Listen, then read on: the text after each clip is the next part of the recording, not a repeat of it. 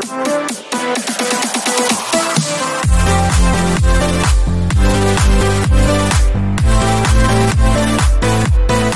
back sa ating channel mga kaibigan. Ang Gio Santissima panalo sa kanyang laban sa Japan mga kaibigan. Napaganda ng pinakitang performance ni Gio Santissima mga kaibigan. Talagang sulit ang kanyang mga patama at accurate ang kanyang pag-target sa budiga at saka sa ulo ng kanyang Japanese na kalaban mga kaibigan. So panoorin natin ang highlights ng kanilang laban.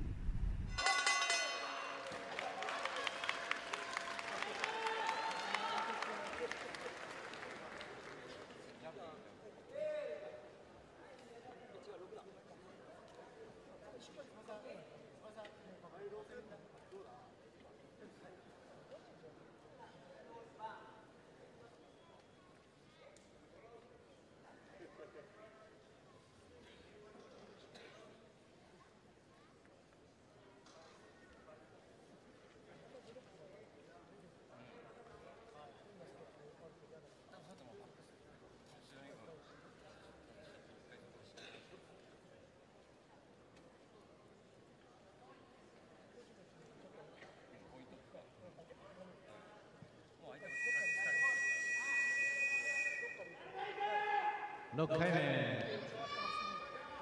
Now round 6.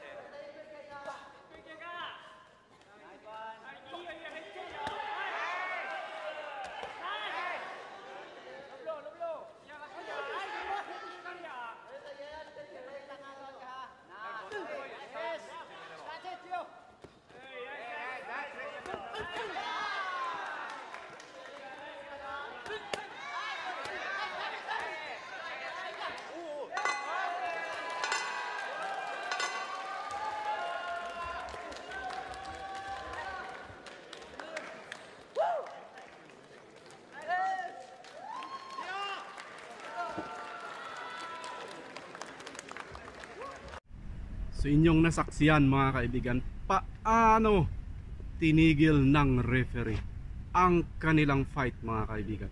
Although hindi pa masyadong nag-groggy itong Japanese boxer mga kaibigan, pero napakatalino at saka napakagaling ng referee.